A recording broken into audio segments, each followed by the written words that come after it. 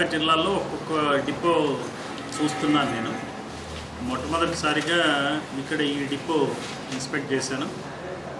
ఈ డిపోలో మనకి సిబ్బంది పనితీరు ఎలా ఉంది, తర్వాత షెడ్యూల్స్ ఎలా నడుస్తున్నాయి, అలాగే ఇక్కడ మనం ఆక్యుపెన్సీ రేషియో ఓఆర్ పెంచుకునే మార్గాలు ఏమిటి, గతంలో ఎలా ఉంది ఇప్పుడు ఎలా ఉందనేది పరిశీలనకి రావడం జరిగింది.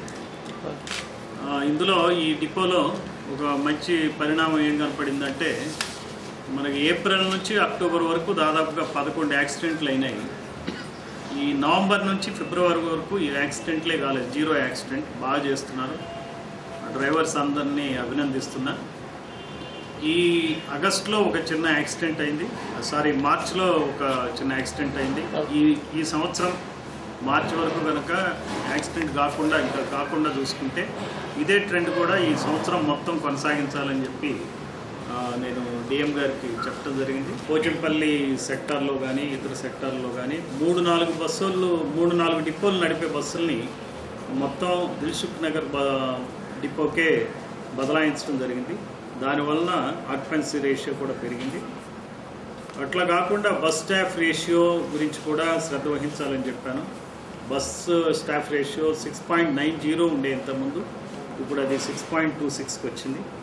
ఇంకొంచెం మెరుగుపరిస్తే మనకి పర్సనల్ కాస్ట్ తగ్గడం ద్వారా, మరి డీజిల్ కాస్ట్ నిత్యం పెరుగుతున్న నేపథ్యంలో మనం ఈ సంస్థ నష్టాలని కొంత తగ్గించుకునేటువంటి అవకాశం ఉంది.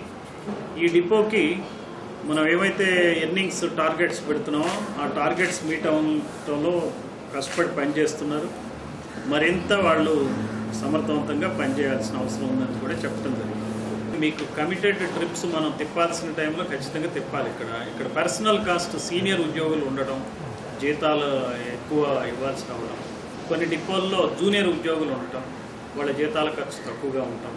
సో డిపోల వారీగా మనకి మార్పు వస్తుంది. కూడా మనం ఆలోచించాల్సింది ఏంటంటే రూట్లో ప్రధానమైనటువంటి అంశం, దాని మీద దృష్టి కేంద్రీకరించాలని చెప్పి నేను కోరటం జరిగింది. ఈ మీ డిపోయే కాకుండా వేరే డిపోలో చూశాను. బండ్లగూడ డిపో అత్యధికంగా మెకానికల్గా క్యాన్సిల్ అవుతున్నాయి. అట్లానే బిథానీ డిపో కానీ, బిథానీ కాకుండా హయత్ నగర్ ఇబ్రహీంపట్నం డిపో ఒకటి, వీటిని ఇంప్రూవ్ చేసుకోవాలా.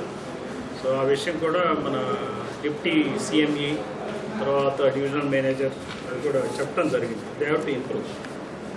పంక్చువాలిటీ కూడా ఇంప్రూవ్ చేయాల్సి వస్తుందని చెప్పాను. దాదాపుగా 90% ఉంది ఈ డిపోలో, 95% తీసుకురావాల్సినటువంటి అవసరం ఉంది బస్ పంక్చువాలిటీ. ఇది కాకుండా వేరే డిపోల్లో లైక్ ఇబ్రహీంపట్నం కానీ 90% కన్నా తక్కువ ఉంది.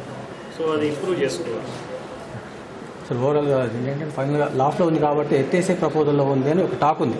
ఎంతవరకు ఆర్టీసీ ప్రజల కోసం ఉన్న సంస్థ, ప్రజలు ఉన్నంత కాలం ఆర్టీసీ ఉంటుంది కాబట్టి ఎత్తేసి డిపో ఇక్కడి నుంచి డిపో గురించి అంటే అటువంటి ప్రతిపాదన మెట్రో వల్ల దృష్టికి రాలేదు. ఇంకా లాస్ట్ టైం మీకు డిపో షిఫ్ట్ చేసేటువంటి ప్రతిపాదన నా దగ్గరికి రాలేదు, పరిశీలనలో లేదు.